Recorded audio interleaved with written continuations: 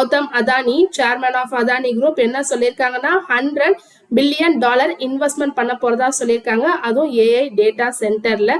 என்ன பண்ண போறாங்க? ஜஸ்ட் ஒரு வேர் ஹவுஸ் பில்ட் பண்றது இல்ல, இவங்களே கிரீன் எனர்ஜி ப்ரொடியூஸ் பண்ண போறதா சொல்லியிருக்காங்க. சோலார் அண்ட் விண்ட் மூலம் கிரீன் எனர்ஜி ப்ரொடியூஸ் பண்ணி அதை சூப்பர் ஃபாஸ்ட் கம்ப்யூட்டிங்கோட பண்ணி ஃபுல்லா டேட்டா சென்டர் ஏஐ இந்தியாலே பண்ண போறதா சொல்லியிருக்காங்க. இதுல நீங்க 3 விஷயம் தெரிஞ்சுக்கணும்.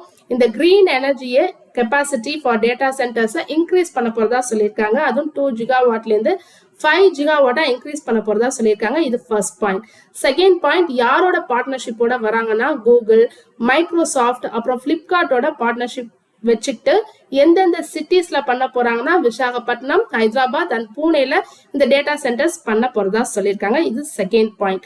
தேர்ட் பாயிண்ட், எவ்வளவு இன்வெஸ்ட்மெண்ட் பண்றாங்கன்னா $100 பில்லியன் இன்வெஸ்ட்மெண்ட் பண்றாங்க. ஸோ இது இன்னும் $150 பில்லியன் இன்வெஸ்ட்மெண்ட்டை இந்தியாவுக்கு கொண்டு வரும்னு எதிர்பார்க்கப்படுது. அப்போ டோட்டலா $250 பில்லியன் பூஸ்ட் ஆகும், இந்தியன் எக்கானமி க்ரோ ஆகும். சரி, இந்த $150 பில்லியன் எங்கேருந்து வருது? ஏன்னா கம்ப்யூட்டர்ஸ் பை பண்றதுக்கு பதிலா அப்ராட் கம்பெனிஸே இந்தியாலே ஃபேக்டரிஸ் வச்சு own computer servers and chips எல்லாம் பண்ண போறதா சொல்லியிருக்காங்க.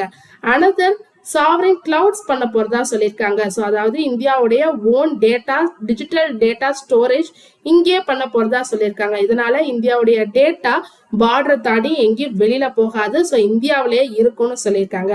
தேர்ட் ஒன், இதுக்கான electrical parts, high technology transformers and wires எல்லாமே இந்தியாலே பண்ண போறதா சொல்லியிருக்காங்க. அதுவும் இது எல்லாம் மேக் இன் இந்தியா திட்டத்துக்கு கீழே வரப்போகுதுன்னு சொல்லியிருக்காங்க.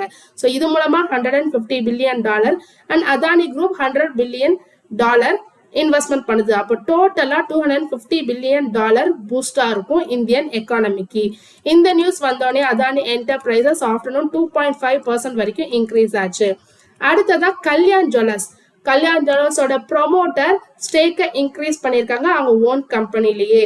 ஸோ பிப்ரவரி 9 ஆரம்பிச்சு பிப்ரவரி 17 வரைக்கும் இன்னைய வரைக்கும் 9.25 லேக் ஷேர்ஸ் வாங்கியிருக்காங்க.